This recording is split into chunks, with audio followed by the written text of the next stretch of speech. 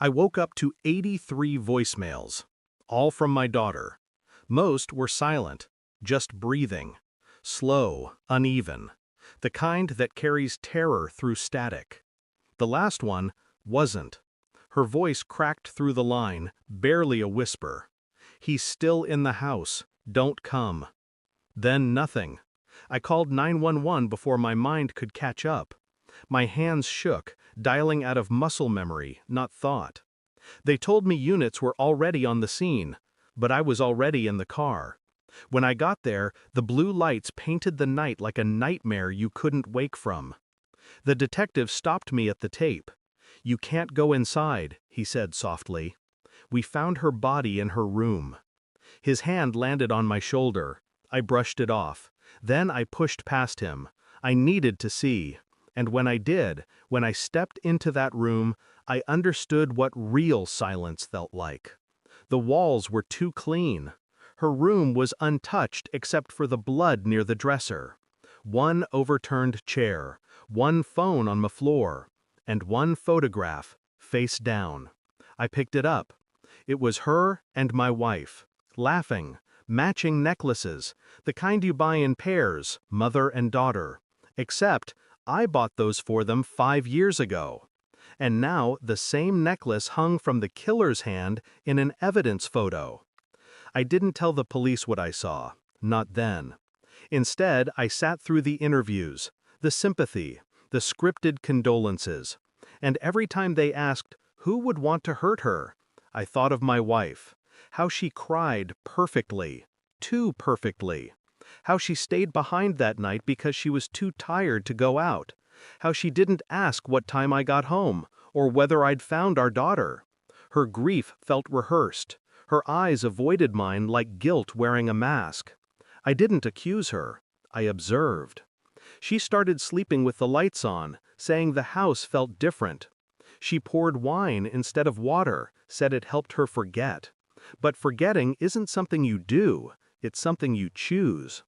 When I checked her phone one night, the first message thread was deleted. The second wasn't.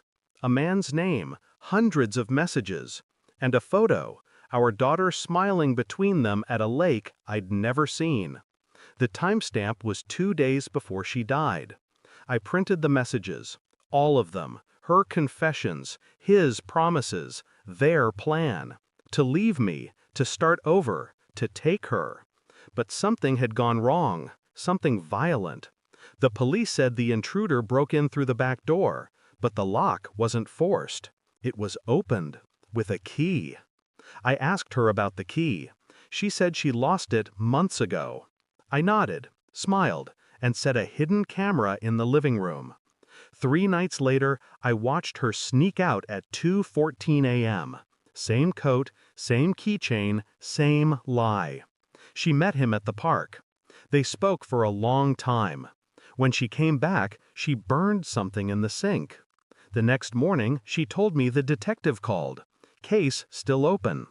I told her I wanted to help, that I was still broken, still lost. She smiled with pity, kissed my cheek, said, "We'll get through this." I handed her an envelope. She opened it. Inside were the photos, her and him, our daughter laughing between them. Her face drained.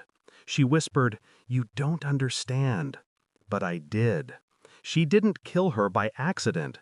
She killed her because the girl knew. Because innocence sees everything adults hide. I didn't shout, didn't strike. I just looked at her the way one studies a ghost. Curious, detached. She called me 83 times, I said. The last one said, "He's still in the house." She froze. Not from fear, from recognition. Not he, I said quietly, you. She backed away, eyes wide, whispering something about accidents, panic, love. Love. I pressed play on my phone. The recording from that night. Her voice. "Stop crying," she hissed. "You weren't supposed to see him leave." Her hands shook so violently she dropped the wine glass. It shattered across the floor. I left her there, with the sound of her own guilt looping through the air. The police called 2 days later, She confessed everything, said it was a moment of rage, said she didn't mean it. I didn't go to the trial, didn't send letters, didn't watch the sentencing. I visit my daughter's grave every Sunday. Sometimes I listen to those voicemails again, all 83.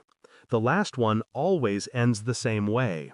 A whisper, a warning, don't come. I never understood it until now. She wasn't trying to protect herself. She was trying to protect me. Because my daughter already knew the truth. The monster wasn't in the house. She was the house. Thanks for watching. Don't forget to like, share, and comment. Subscribe now to Cheating Stories Insight World for more amazing stories.